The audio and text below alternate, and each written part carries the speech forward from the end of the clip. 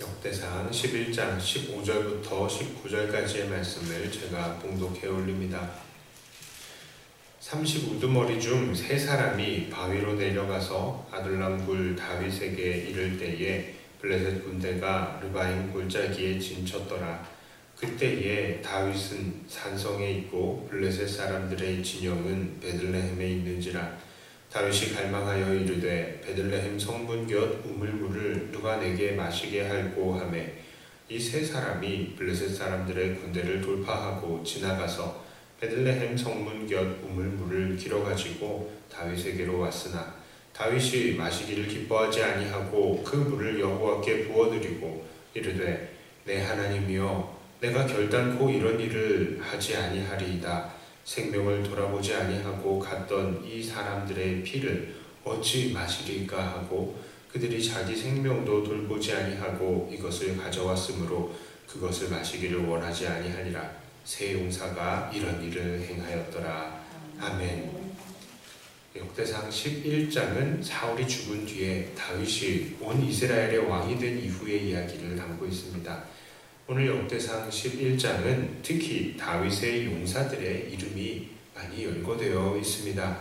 이것은 바로 강한 이스라엘은 다윗이 혼자 이루어낸 것이 아니라 수많은 사람들의 합력함을 통해서 이루어졌다는 것을 말해주고 있습니다. 이런 원리는 오늘날 우리 교회와 또한 이 땅의 하나님의 백성들에게도 마찬가지로 적용이 될 수 있습니다. 그 어디든 하나님의 다스림을 받는 곳이 바로 하나님의 나라가 되는데 이 하나님께서는 그 하나님의 나라가 든든히 서가는 데에 있어서 우리들 모두를 그의 손과 발로 그리고 수하로 삼으십니다.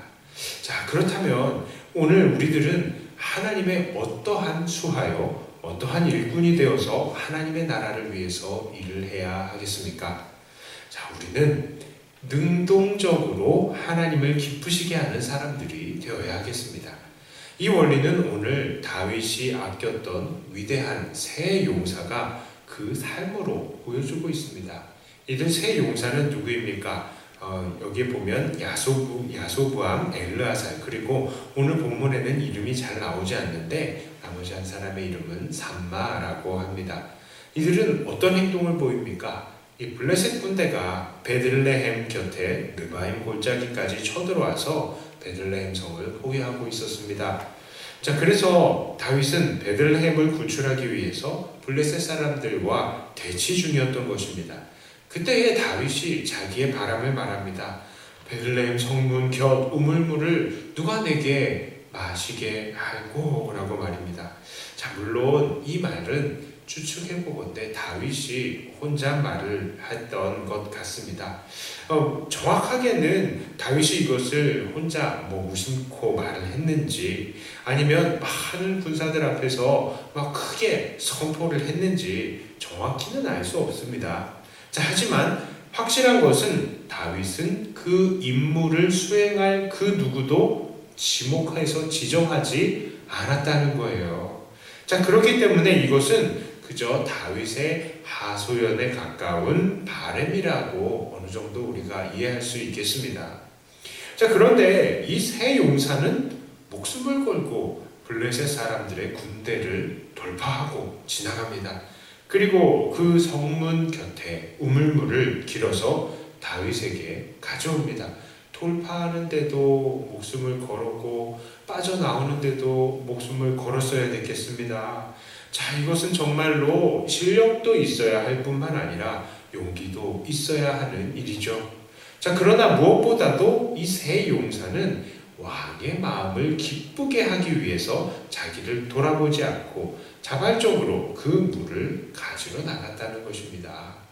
이것은 바로 다윗을 향한 이 용사들의 충성심이요, 또 더 나아가서 사랑이다라고 말할 수 있겠습니다. 자, 그렇습니다. 오늘날 우리들에게 필요한 것도 이러한 하나님을 향한 사랑의 자발성인 것입니다. 오늘 이 땅에서도 하나님께서는 우리들에게 바라시는 것들이 있습니다. 하나님께서는 어떤 하나님의 바람들은 한 사람 한 사람을 지목해서 누구야 이거 행해야지 하고 이렇게 사람들을 몰아가시기도 합니다. 자, 그러나 그리고 그 임무가 완전히 이루어질 때까지요, 막 아주 덜덜덜덜 볶으실 때도 있어요. 자, 그런데 하나님은 어떠한 것들은 이렇게 다윗이 베들레헴 성 곁에 우물물을 누가 내게 마시게 하고 이런 식으로 한탄하면서 그냥 기다리실 때도 계신 것입니다. 하나님은 선지자 이사야 앞에서도요 이렇게 말씀하십니다. 내가 누구를 보내며 누가 나를 위해서 갈고, 이사야 들으라고 하시는 것이죠. 그런데 이사야가 뭐라고 하십니까? 그때 주여 나를 보내소서, 이렇게 이야기를 하지 않습니까? 자, 그렇게 하나님께서는요 누군가를 지명하시지 않으시고 그 바람을 나타내시는 그런 때가 있어요. 자, 그런 때에 이 하나님을 기쁘시게 하는 것이 무엇입니까? 바로 우리가 자발적으로 그 바람을 이루어드리는 순종을 할 때 하나님은 그것을 기뻐하시는 것입니다. 자, 사실 우리가 사람에게 사랑과 충성을 바친다고 하더라도요 우리들은 이런 자발성을 가질 거예요. 연애하는 젊은이들은 어떻습니까? 어떻게 하면은 내 사랑하는 애인에게 서프라이즈 하면서 이 깜짝 놀라게 하면서 이 연인들을 기쁘게 할까? 그거를 고민하죠. 그래서 이벤트 막 고민을 합니다. 직장에서는 어떻게 합니까? 이 직장에서는 어떻게 하면 우리 상사의 눈에 잘 띄어가지고 내가 승진도 하고 인정을 받을까 고민하면서 계속 상사들이 원하는 것들을 찾아내고 그것들을 성취합니다. 자, 이렇게 우리는 사랑하는 사람에게 혹은 존경하는 사람에게 정말 누가 시키지 않아도 능동적으로 충성하고 그 사람을 위해서 사랑을 바치는 것입니다.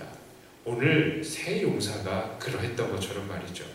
자, 그렇다면 우리의 창조주시며 온 세계의 왕이신 우리 하나님에게는 우리는 어떠한 태도를 가져야 마땅하겠습니까? 우리는 당연히 우리의 모든 관심을 끌어모아서 우리 하나님께서 무엇을 원하시는지에 집중하며 더 나아가 하나님께서 기뻐하실 것들을 적극적으로 행하는 사람들이 되어야 하겠습니다. 하나님께서 일일이 지명하여서 시키기 전에 말이죠.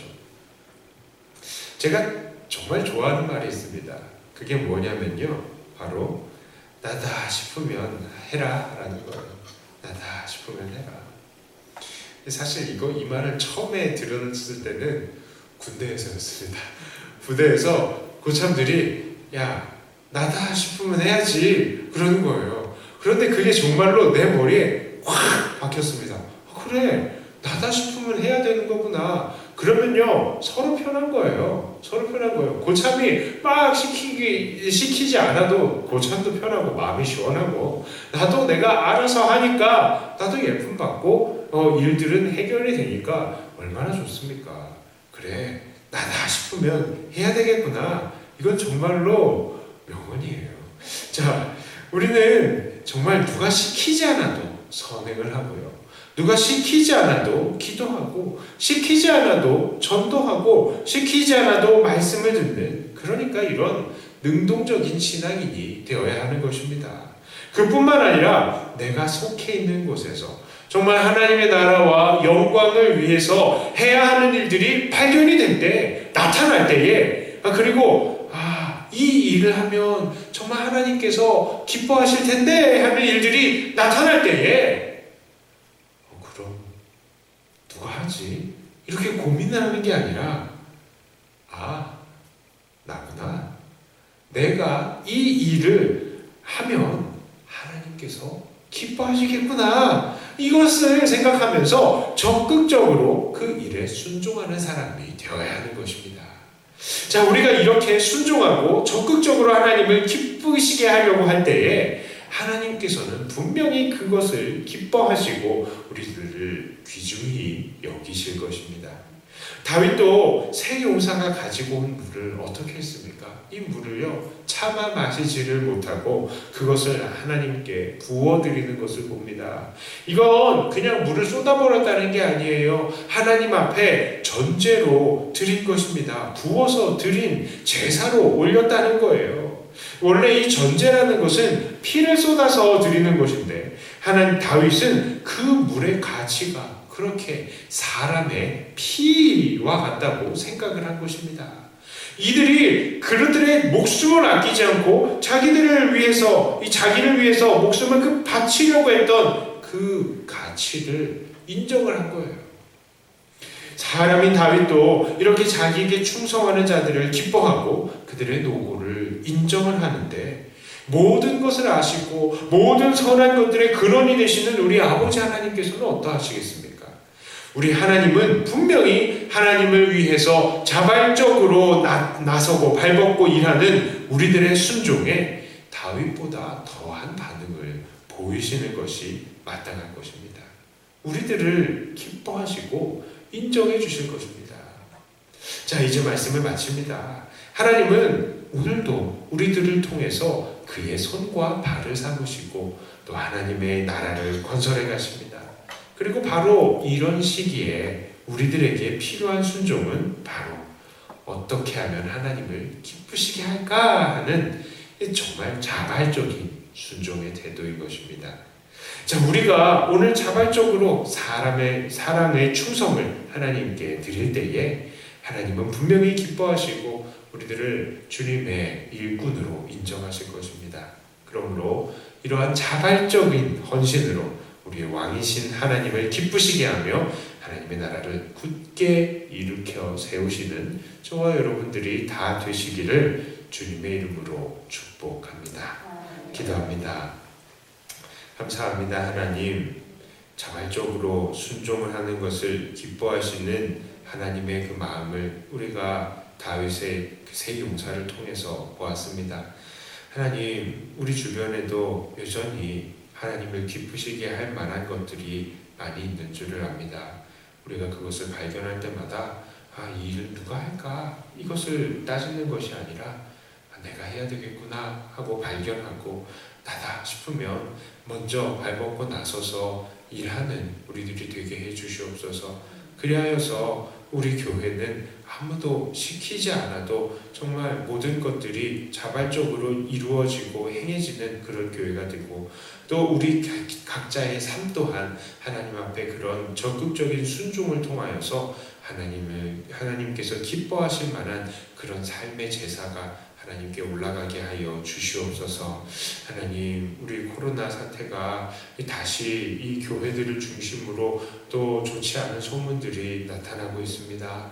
하나님, 이 모든 현상들을 하나님께서 붙들어 주시고 우리 이 교회가 전국에 이 지탄의 대상이 되지 않도록 하나님 붙드시고 인도하여 주시고 우리의 예배가 온전하게 이 회복이 될 수 있도록 하나님, 우리 교회들을 붙들어 주시옵소서.